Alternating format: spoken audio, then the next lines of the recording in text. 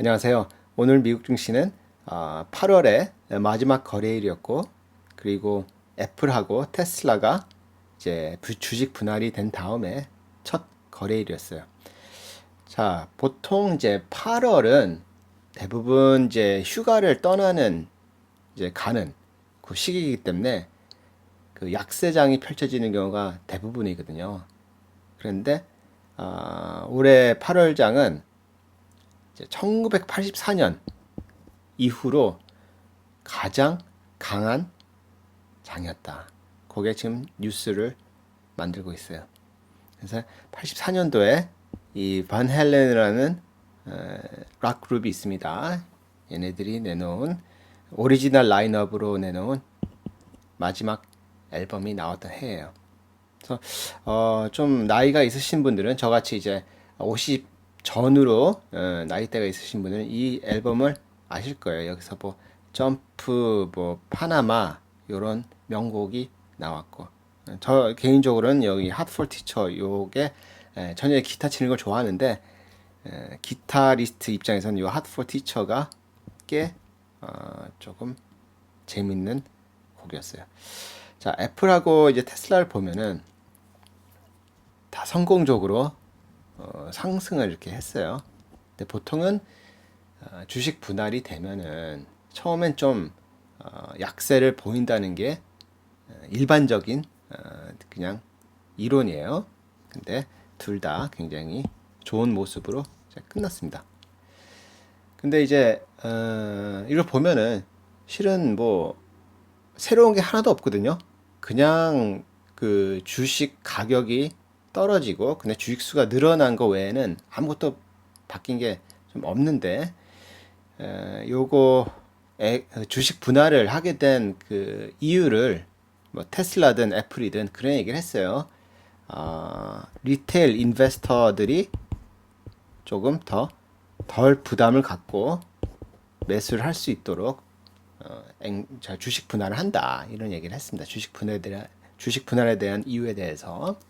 그래서 어떻게 보면은 이제 리테일 인베스터가 누구냐? 그냥 우리 그냥 개미 투자자예요. 리테일 인베스터. 그걸 리테일 인베스터라고 합니다. 개미 투자자. 근데 이제 요즘은 뭐 소수점 투자도 활성화가 돼 있잖아요. 그런데 그런 게 좀 있는 것 같아요. 소수점보다는 내가 진짜 한 주를 소유하는 게 더 이제 심리적 만족감을 준다. 뭐 이런 좀 부분이 있습니다. 그런 부분이 있는데 우리가 좀 기억해야 할 게 뭐가 있냐면은 옛날에 이제 워렌 버핏이 그런 얘기를 했어요. 무슨 얘기를 했느냐? 이런 리테일 인베스터들을 위해서 이들을 위해서 주식 분할을 하게 된다면은 우리가 흔히 원치 않는 투자자들이 몰리는 경향이 있다. 그래서 조심해야 한다. 이런 얘기를 예전에 했었습니다. 그 얘기는 뭐냐면은 이 리테일 인베스터를 위해서 주식 분할을 하게 되면은 이 모멘텀 그러니까 펀더멘털보다는 모멘텀에 의해서 주가가 오르는 경우가 있을 수 있다. 그럼 좀 왜곡이 되는 거죠. 그럼 이 모멘텀이 없어지면 어떻게 돼요? 그러면 이렇게 빠질 가능성이 있다고 버핏은 경고를 했습니다. 물론 이제 버핏을 싫어하는 사람들은 웃기고 있네 하고는 이제 무시할 수 있어요. 근데 또 뭐 버핏이 한마디 하면은 그거는 좀 새겨 들어야 한다고 저는 생각을 하고 있어요. 이 사람도 뭐 업다운을 워낙 많이 경험을 했기 때문에 뭔가 뼈 있는 한마디라고 저는 생각을 해요. 그리고 요거 빅스 그쵸? 이게 빅스가 지난주부터 계속 조금 불안했어요. 이게 증시는 계속 상승을 하는데 빅스가 거의 22, 21까지 내려왔었어요. 그리고는 지금 5일 동안 이렇게 엄청 올랐습니다. 지금 한 6점 몇에 끝났어요. 그럼 몇 프로 오른 거예요? 22라고 보면은 21.5라고 보면은 지금 뭐 26.5 마이너스 21.5면은 한 5 정도 차이가 나는 거예요. 5 정도면 몇 프로예요? 플러스 한 20에서 플러스 한 20, 뭐 3% 정도 될 겁니다. 자, 그 며칠 동안 빅스가 이렇게 20% 이상 폭등을 했어요. 요거는 잘 지켜봐야 합니다. 빅스가 뭐 그냥 이렇게 공포를 주려고 일부러 막 올라가고 그러진 않아요. 다 이 빅스 지수라는 게 여러 가지 팩터를 감안해 갖고 만들어지는 거기 때문에 특히 어제는 15%나 올랐습니다. 그렇죠. 어제 나스닥만 오르고 뭐 다우, S&P, 러셀 다 떨어졌잖아요. 그렇죠? 요거는 좀 잘 지켜보세요. 그 다음에 이제 요게 버핏이 밝힌 거예요. 자기가 일본 기업들에 투자를 했다. 그래서 5개 기업이 이렇게 있어요. 뭐 이토츠, 마루베니, 미쓰이, 수미모토, 미쓰비시 이렇게 해서 투자했는데 어떻게 보면은 버핏이 가장 버핏다운 투자를 했다고 보시면 돼요. 그러니까 이게 과거 한 12개월 동안 꾸준히 주식을 매수를 했다고 했어요. 한 번에 확 산 게 아니고 12개월 동안 꾸준히 매수를 했다. 이게 완전히 버핏 플레이예요. 버핏 플레이가 뭐예요? 가치 투자. 이거는 완전히 가치주에다가 투자를 한 거예요.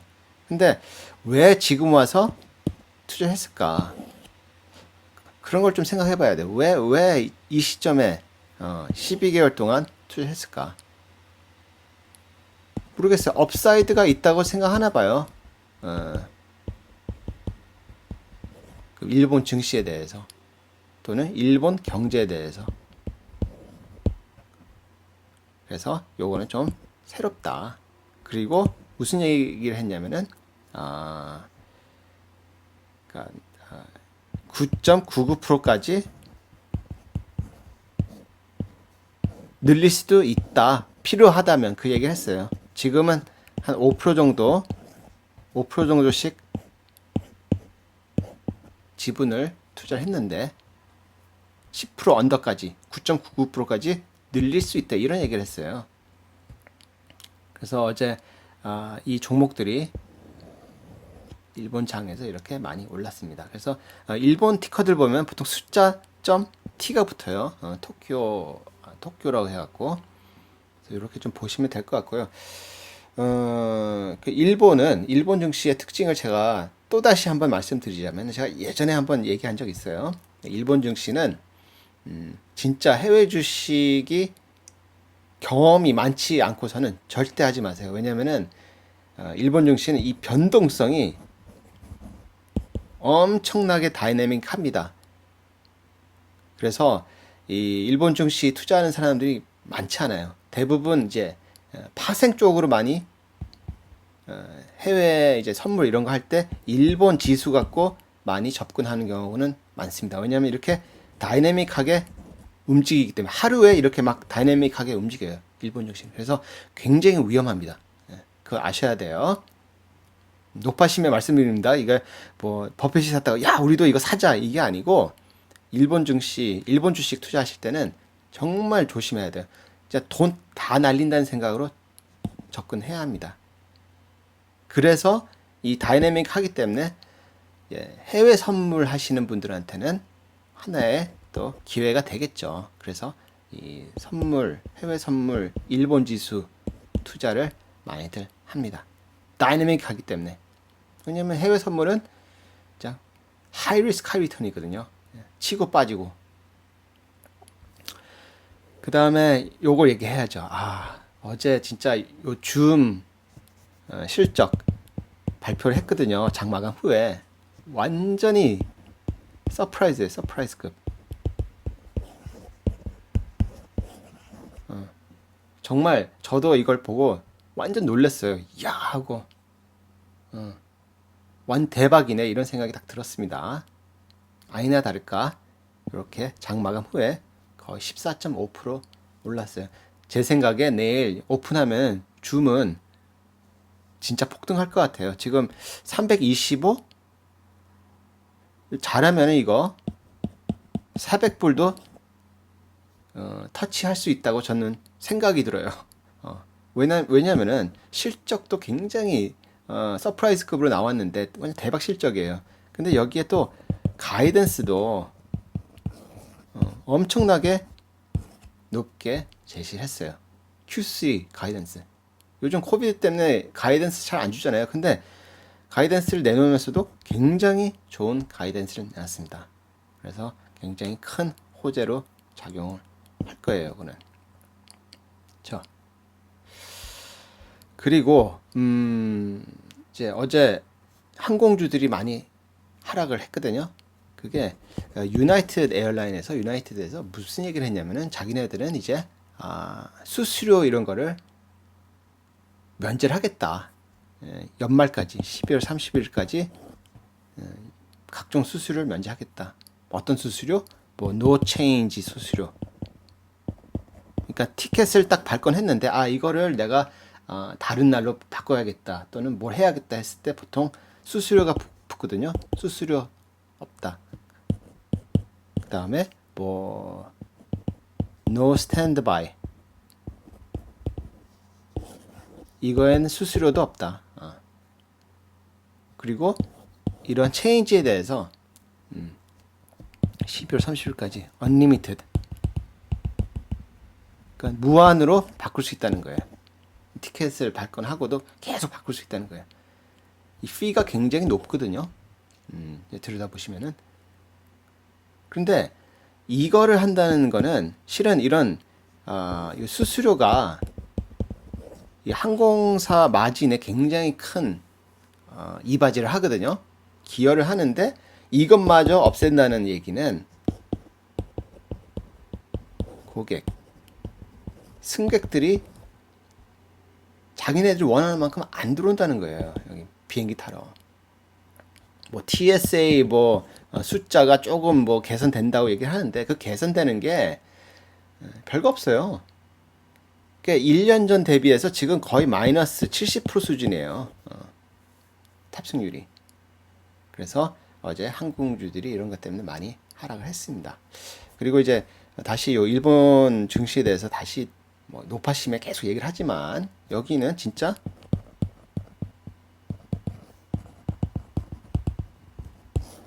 체리 피킹을 잘할 자신이 없으면은 하지 마세요. 네. 이거 일본 주식은 함부로 하시는 게 아닙니다. 분명히 말씀드려요. 잘못했다가는 다 날립니다. 아시겠죠? 하여튼 뭐 영상을 여기서 마치도록 하겠습니다. 감사합니다.